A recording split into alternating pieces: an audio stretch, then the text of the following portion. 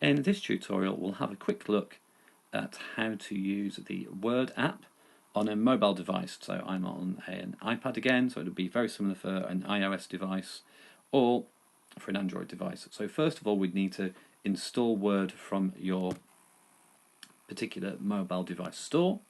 Once it's installed, when you first open up Word, you may be prompted with some privacy notices. That's okay. It is okay to accept some of those prompts from Microsoft. But at the moment, we won't be signed in. So, if we go over into Settings and click on Sign In, as with all the Office 365 suites, we now enter our school email, which will be your school username at woodgreenacademy.co.uk. When you click Next, you will be prompted to enter your school password, which is exactly the same as the password at school, and then we can carry on into the editing. Once you've completed the sign-in process, we can click on Done, and now we're able to start making documents. If I go to Blank Document, I will have Word.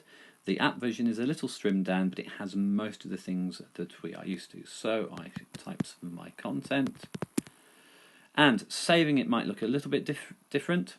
Look for the document with 3 dots on the top left of your screen, and then I get a save option. Now what we want to do is go to OneDrive with the cloud, and this will show us the folder structure if we have one on OneDrive. It's likely at this point that you don't. We can also give the document an appropriate name.